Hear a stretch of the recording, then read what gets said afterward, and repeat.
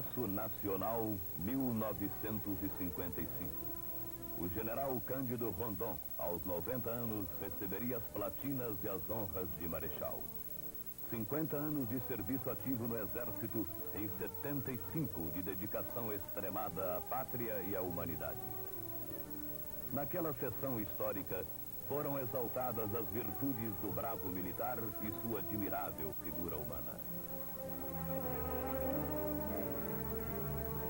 Nasceu Rondon em Mato Grosso, a 5 de maio de 1865, em Mimoso, filho do vaqueiro Cândido Mariano da Silva, já então falecido, e de Claudina Lucas Evangelista da Silva, que morria 2 meses depois.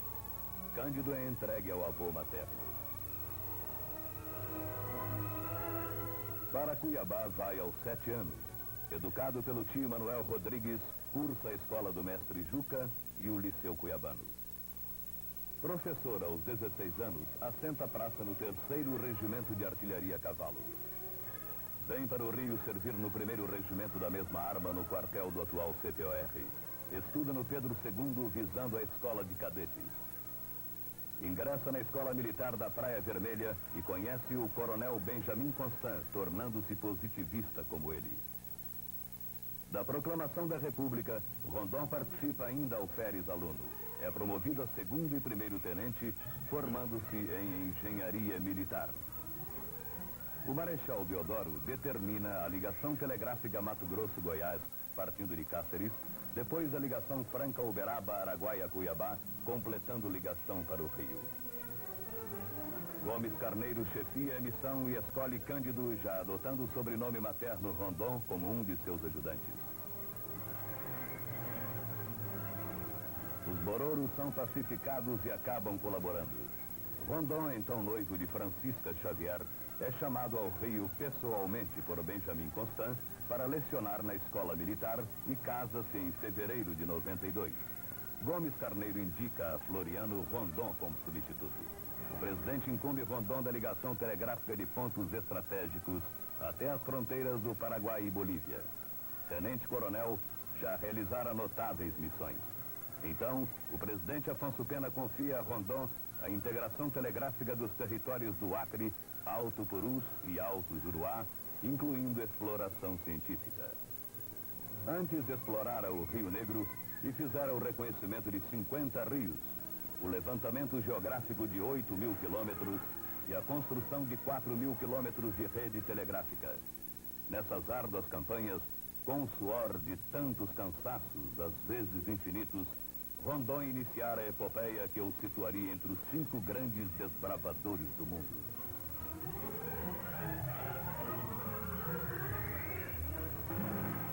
Com vigor físico extraordinário, enfrentou febres tropicais, as feras das selvas e até a fome.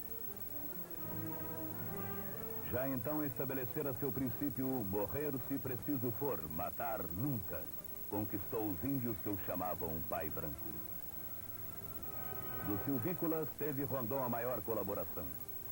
Sempre respeitou seus costumes e crenças. Já então projetara o serviço de proteção aos índios. Em 1910, o SPI era aprovado pelo presidente Milo Peçanha. Bonifácio, o patriarca, foi sempre lembrado por Rondon como o pioneiro da redenção do índio, secularmente explorado e massacrado. Dizia Rondon: nossos irmãos das selvas são dignos de nossa simpatia e amparo. Eles têm bom coração, muito lhes devo. A esposa Francisca telegrafava diariamente e dela dizia: pouco passei a seu lado, mas ela transformava o pranto da saudade em doce e magoada aventura. A ligação telegráfica Mato Grosso-Amazonas foi nova etapa de integração nacional que duraria 7 anos. Foi feito então o levantamento topográfico, geográfico, etnográfico, linguístico e zoológico de uma área de 50.000 quilômetros. Rondon e seus expedicionários usavam todo o meio de transporte possível. Implantaram-se mais 6.000 quilômetros de linhas telegráficas. Rondon completava sucessivas etapas de integração nacional. O chanceler Lauro Miller, em 1913, convida Rondon para, com Theodore Roosevelt, ex-presidente norte-americano, realizar a expedição científica Roosevelt-Rondon, que iria propiciar ao Museu Norte-Americano de História Natural vasta coleção etnográfica e da fauna e flora amazônicas. Rondon então reconhece o Rio da Dúvida e lhe dá o nome de Rio Roosevelt. O ex-presidente dos Estados Unidos regressa depois e nova missão esperava Rondon.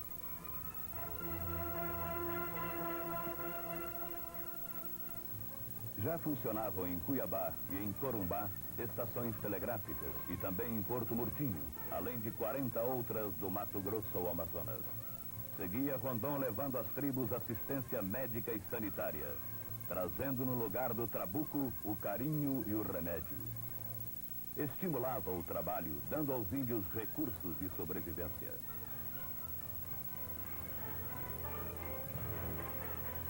Prestava aos silvícolas os benefícios da civilização, não os constrangendo nunca. Cumpria sua missão de apóstolo das selvas, fazendo com que os índios aderissem espontaneamente aos costumes civilizados.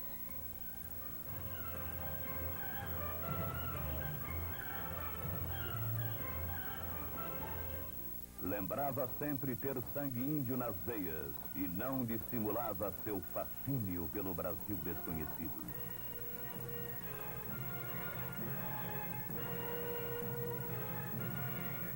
General de brigada, é chamado pelo presidente Epitácio Pessoa e nomeado diretor de engenharia do Exército, sendo ministro da Guerra Pandiá Calógeras, e realiza prodigiosa administração. Rei Alberto da Bélgica e outros chefes de Estado estrangeiros haviam condecorado Rondon, já um nome internacional.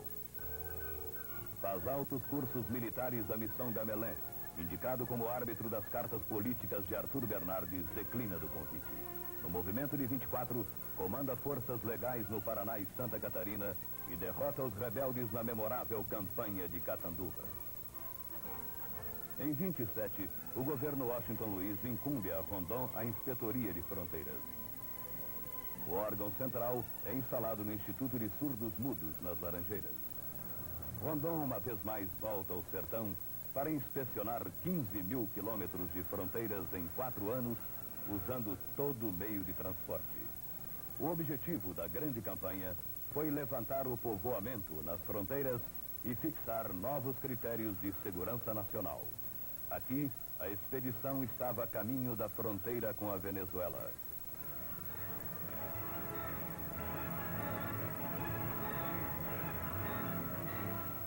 Rumo ao Monte Roraima, no extremo norte do sistema Pacaraimã.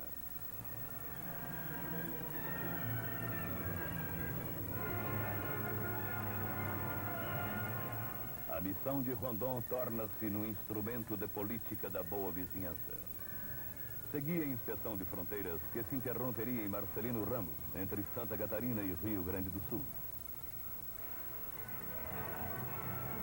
E rompera a Revolução de 30. Washington Luiz divulgava manifesto. Fará o relatório da inspeção de fronteiras. Em 34, Rondon foi delegado diplomático e presidente da Comissão Mista de Letícia para fazer cumprir o Tratado de Paz entre Peru e Colômbia. Em 41, então presidente do Conselho Nacional de Proteção aos Índios, examinou a Carta de Mato Grosso, levantamento topográfico da Comissão Rondon no Brasil Central. A carta, retida na França em razão da guerra, teve seus originais recompostos com a supervisão de desenho do então coronel Jaguaribe de Matos, que assumiu o acervo da Comissão Rondon e acompanharia os trabalhos da carta até sua conclusão em 1950.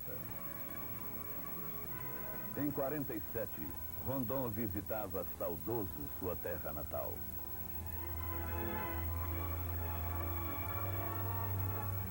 A gente humilde veio conhecer o herói. Rondon, no local onde nascera, edificou a Escola Santa Claudina e a Escola Rural Cândido Mariano da Silva, com os honorários da Comissão de Letícia. Rendia homenagem aos seus pais. Os Cavaleiros de Mimoso homenagearam o velho general da moda da terra.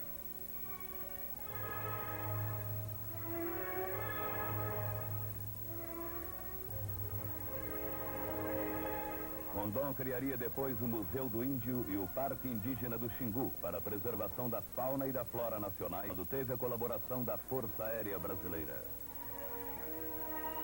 No Congresso, Rondon exaltou seus companheiros vivos e mortos, os índios, e sobretudo sua enternecida esposa, com quem teve 7 filhos, dela dizendo: vida de amor foi a sua, por isso eterna, pois eterno é o viver para outra.